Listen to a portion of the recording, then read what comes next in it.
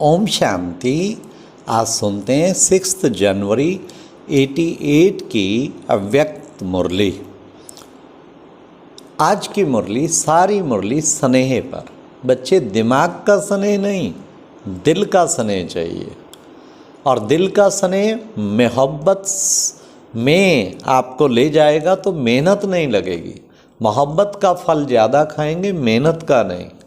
तो आज की मुरली दिल का स्नेह उड़ता पंछी बना देगा। दिल का स्नेह सब चीज़ें सहज कर देगा। सब चेक करें, क्या मेरा जिगरी बाबा से स्नेह है या दिमाग से है कि बाबा ने कहा याद करो याद करो। ये तो दिमाग से हुआ ना, जिगरी है, ये चीज़ ज़रूरी है।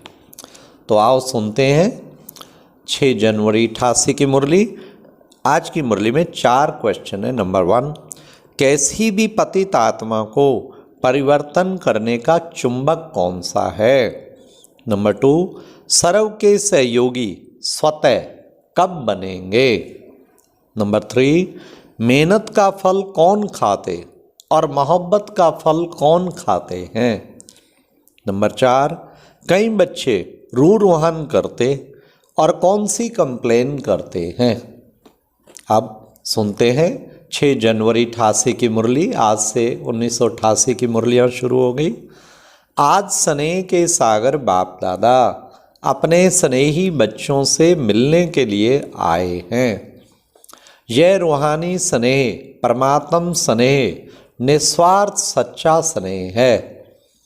सच्चे दिल का स्नेह आप सर्व आत्माओं को सारा कल्प स्नेही बना देता है, क्योंकि परमात्म स्नेह, आत्मिक स्नेह, अविनाशी स्नेह, यह रूहानी स्नेह ब्राह्मण जीवन की फाउंडेशन है। रूहानी स्नेह का अनुभव नहीं तो ब्राह्मण जीवन का सच्चा आनंद भी नहीं।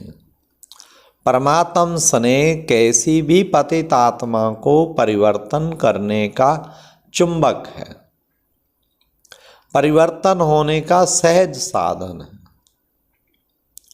स्नेह अधिकारी बनाने का, रूहानी नशे का अनुभव कराने का आधार है। स्नेह है तो रमणीक ब्राह्मण जीवन है। स्नेह नहीं तो ब्राह्मण जीवन सूखी है।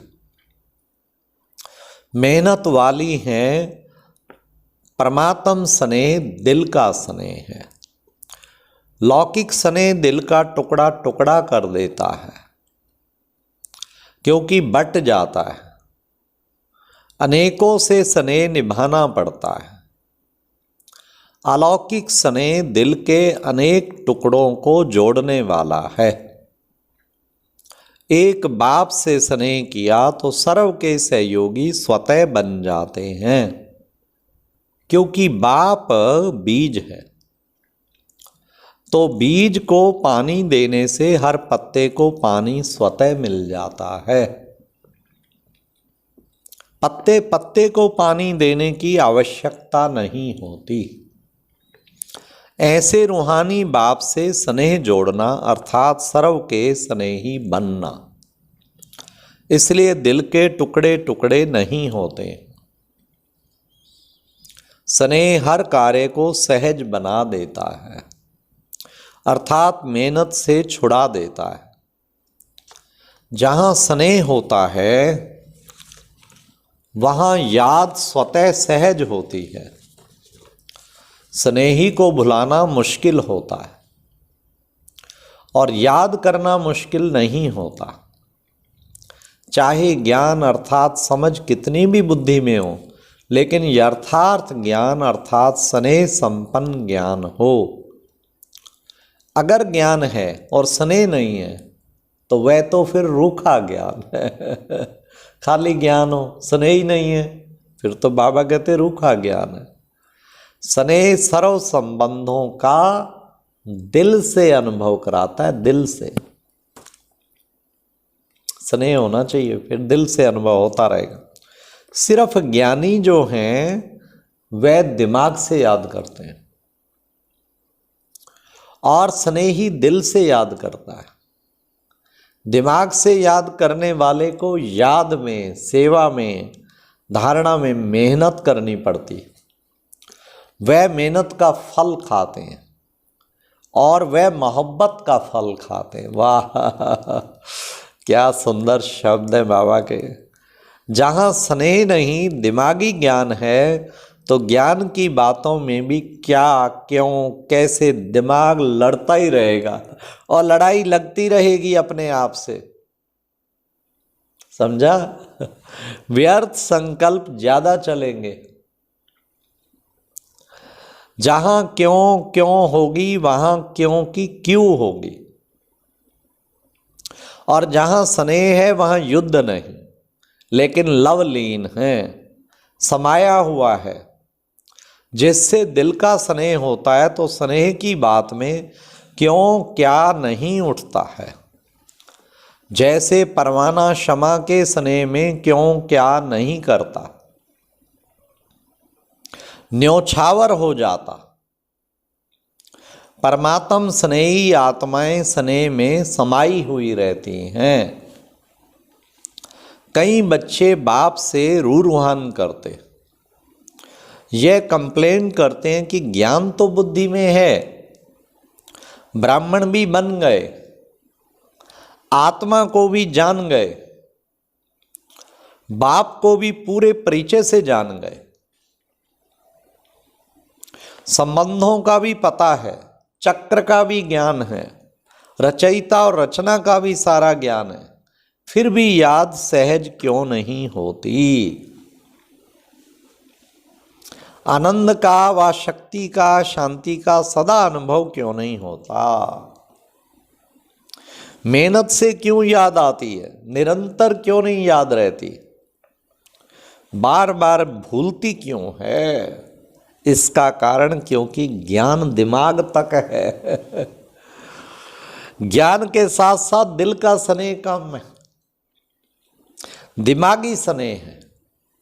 मैं बच्चा हूं, वह बाप है, दाता है, विधाता है, दिमागी ज्ञान है।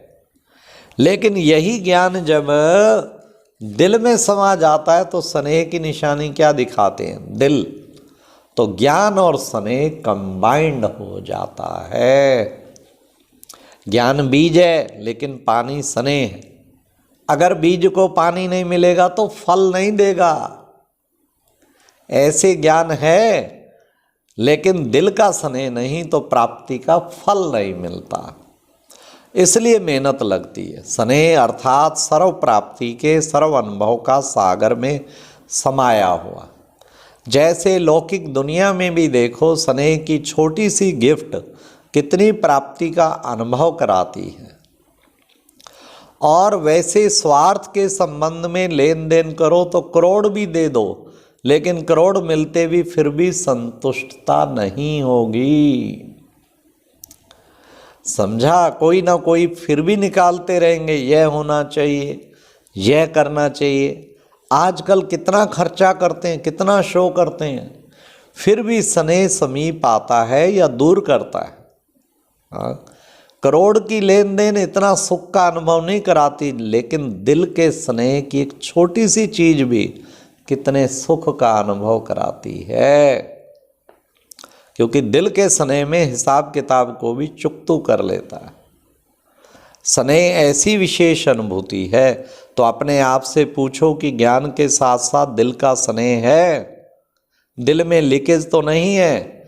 जहाँ लीकेज होती है तो क्या होता है, अगर एक बाप के सिवाय किसी से संकल्प मात्र भी स्नेह है, चाहे व्यक्ति, चाहे वैभव, व्यक्ति की भी चाहे शरीर से स्नेह हो, लेकिन उनकी विशेषता से हो या हद की प्राप्ति के आधार से हो, लेकिन विशेषता देने वाला कौन, प्राप्ति कराने वाला कौन। इसलिए केवल उसे ही याद करना है। तो ये था आज के प्यारे बाबा का। अच्छा, सदा व्यक्ति और वैभव के झुकाव से न्यारे, बाप के स्नेह में समाये हुए, सदा यथार्थ ज्ञान और दिल के स्नेह दोनों में कंबाइंड स्थिति का अनुभव करने वाले, सदा योगी बन साधना की स्थिति से साधनों को कार्य में लाने वाले, सदा स्नेही दिल में समाये हुए बच्चों को दिल्लाराम बाप की याद प्यार और नमस्ते। तो प्यारे बाबा ने कितना सुंदर कहा हम बच्चों को। फिर बाबा ने विशेष एक और भी बात सुनाई कि देखो बच्चे, फिर बाबा कह रहे 18 जनवरी आ रही है ना, इसलिए पहले से स्मृति दिला रहे हैं। जो 18 जनवरी के दिन सदा का समर्थ दिवस मना सको, क्योंकि ये मुरली है 6 जनवरी 88 की। समझा? सिर्फ जीवन कहानी सुना के नहीं मनाना, लेकिन समान जीवन बनने का मनाना। हाँ, समान जीवन बाबा कहते मनाना है। हाँ, समय पे बस बाबा के साथ विशेष तुम्हारा कनेक्शन हो। करण करावन हार करने के लिए बंधा हुआ है, लेकिन करना तो आपको ही पड़ेगा ना। तो सुना बच्चों को क्या क्या समाचार बाप दादा देखते हैं। सार क्या हुआ? सिर्फ रूखे ज्ञानी नहीं बनो, दिमाग के ज्ञानी बनो, दिल के ज्ञानी और स्नेही बनो। लीकेज को चेक करो। समझा? अच्छा, ओम शांति। ये एक प्रेरणादायक वीडियो है, जरूर देखें, कोई भी मिस ना करे।